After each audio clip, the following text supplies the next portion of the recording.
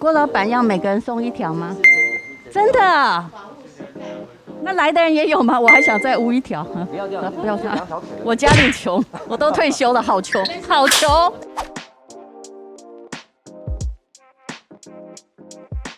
1、2、3、4、5、6乱七八糟。林美秀与吴淡如11日为代言的塑身裤出席活动，要来潘若迪带动跳。这潘若迪有自己的有氧教室，但疫情期间只能关闭，收入也大受影响。多久没有上课？从疫情到现在，几乎我到目前都还没有开课，我只有开线上的课程。因为其实就算是解封了，我有在我的这个脸书上面有跟大家说，就算是解封，也不代表每一个人都是安全的。那我们尤其是我这个当老师的人，我必须要给我的学生一个非常舒服跟安全的环境。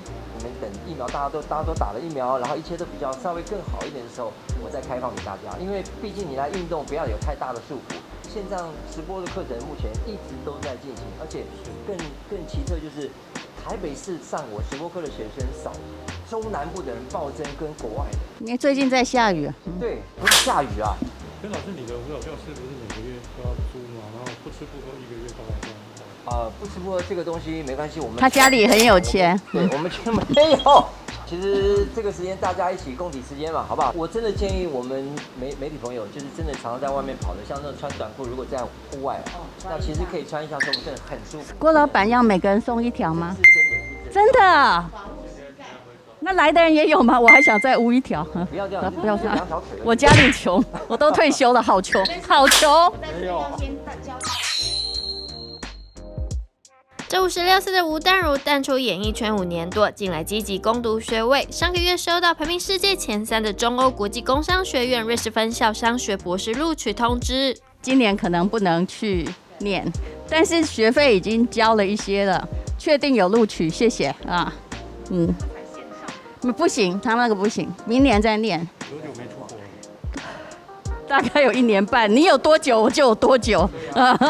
湖南大学那岳麓书院的历史博士，就我在线上把它修完了啊。对，所以其实也好，不然要飞52次现在有几个学位？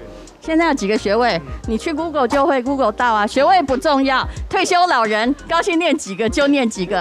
车位比较重要。车位。你也要等我。你现在问上帝说，他到底要让我活多久？我告诉你，我下辈子还希望得到体操冠军的。